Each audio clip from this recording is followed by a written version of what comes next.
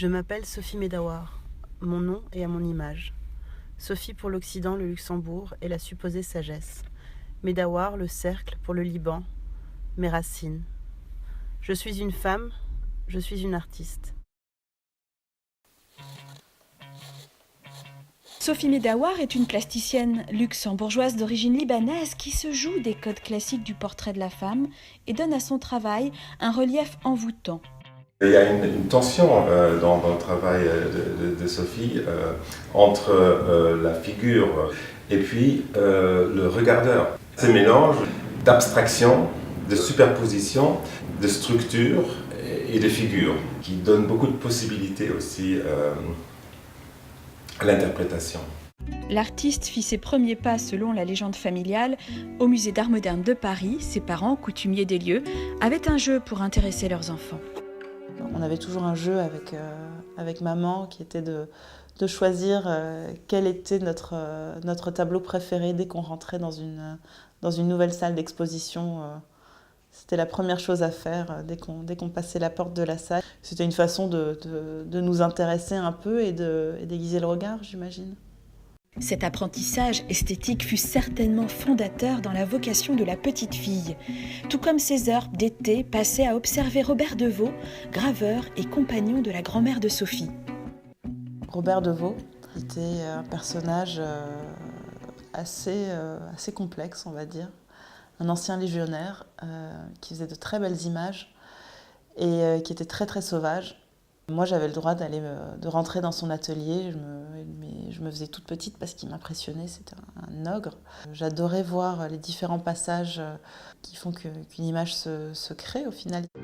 Juxtaposer les épaisseurs pour leur donner vie.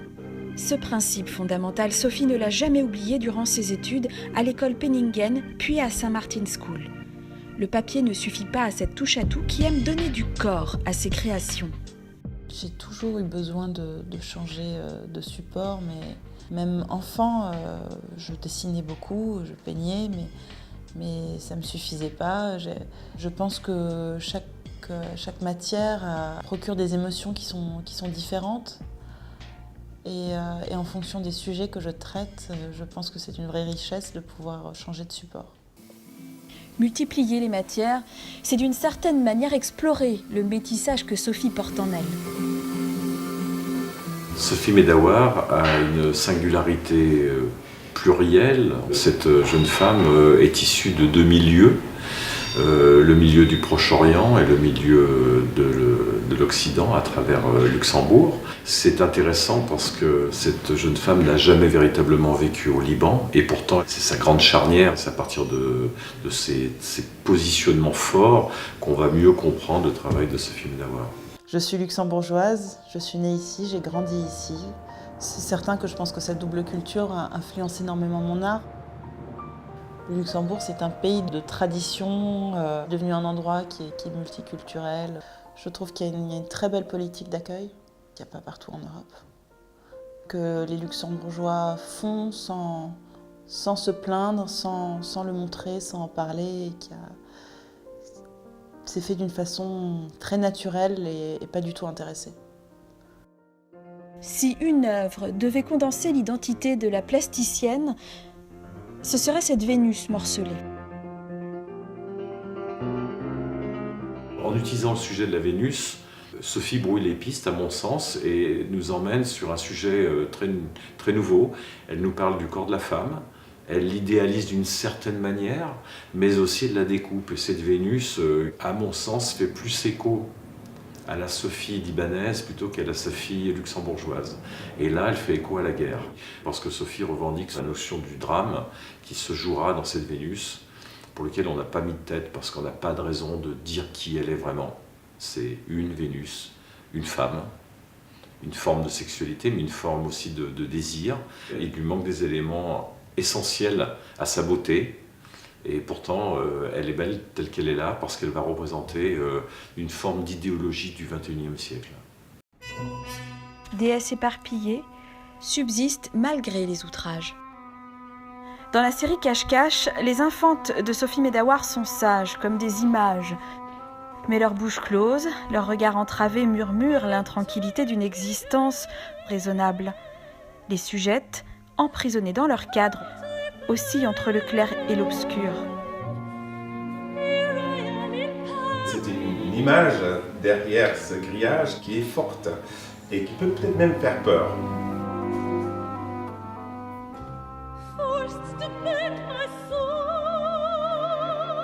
Parce qu'elle n'est pas anodine, cette image, je trouve. Elle a quelque chose, donc elle attire, mais peut-être qu'elle peut repousser aussi un petit peu. Donc c'est pour ça que je trouve que c'est très intéressant d'avoir ce grillage entre le spectateur et la figure représentée. Subtil pas de deux entre l'œuvre et le spectateur. Ce moucharabier, symbole du joug social, n'est pas qu'une affaire de femmes. Je ne pense pas que ce soit quelque chose de forcément féminin. Le mystère, le non-dit. Mais c'est clairement plus oriental qu'occidental. Ce motif architectural, c'est à nouveau cette dualité. Comme le rideau chez le peintre classique, le moucharabier désigne ce qu'il est censé cacher et le public ne s'y trompe pas. Lorsque les gens voient pour la première fois les portraits cache-cache, ils me disent « mais vos peintures sont très belles, pourquoi est-ce que vous les cachez ? Si j'en achète une, est-ce que j'ai le droit d'enlever la vitre ?»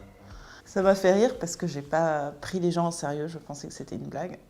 Je me suis sentie très seule après dans mon fou rire.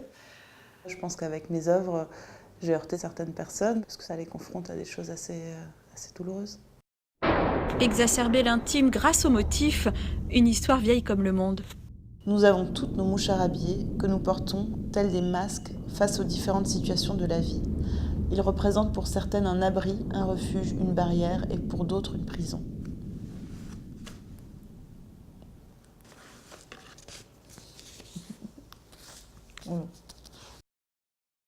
Exprimer l'indicible, tout un art. En 2013, lors d'une performance, l'artiste a recueilli les confessions inavouables de femmes et d'hommes qu'elle a par la suite retranscrites. Ce linceul, beau comme un voile de mariée, traîne les secrets qui lui furent confiés. Le voile est en lin, brodé de cuir, alliance du végétal et de l'organique, du pur et de l'impur.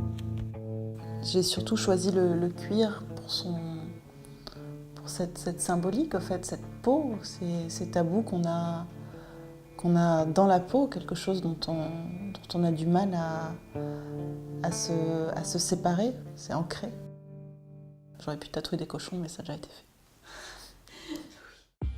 Cette installation intitulée « Se voiler la face » évolue au gré de l'actualité comme un réceptacle de nos angoisses. Qui fait peur à certaines personnes. Parce que certaines personnes y voient tout de suite une critique par rapport à l'actualité. C'est un linceul, c'est un voile de mariée, c'est un voile islamique, c'est tout ça. Je pense que c'est justement toutes ces différentes cultures, c'est le voile du deuil, c'est ce qu'on a envie d'y voir en fait. Premier-né d'une série de vêtements armures, cette reine, chargée de tabous, a reçu un prix à l'exposition européenne d'art contemporain de Prüm.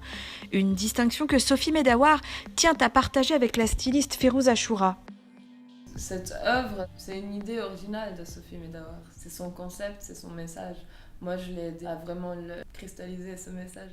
J'ai dû apprendre à comprendre cette volonté de laisser les choses un peu non finies, on va dire, mais c'est aussi, ça fait partie de son message et de son concept. C'est pas juste de l'esthétique. Chaque chose est une volonté de l'artiste, en fait. Sophie Medawar, quand elle crée, elle raconte une quête de soi. Son travail pourrait être considéré comme féministe. C'est pas une cause qu'elle défend. Elle pose les questions, elle est au-delà de ça.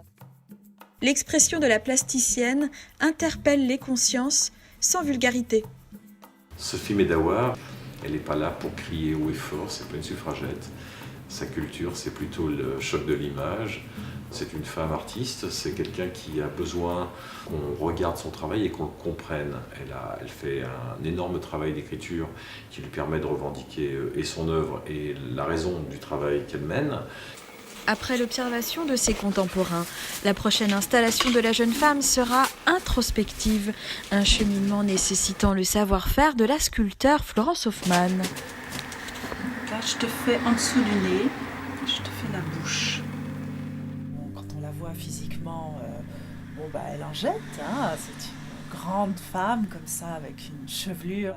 Et puis elle a ses yeux comme ça qui sont ouverts sur le monde, ses grands yeux qui absorbent le monde, ce qui l'entoure. Elle prend, elle réfléchit, puis elle va rendre donc ses idées. Et je ne peux pas faire office d'oracle de Delphes, mais elle est bien lancée, quoi. Je pense que puis elle a quelque chose à dire. En 1928, Maurice Constantin Veilleur, l'arrière-grand-père de Sophie, remportait le prix Goncourt. Cet écrivain aventurier décrivait la rudesse des hommes. La plasticienne suit les traces de son aïeul et se penche à son tour sur notre humanité.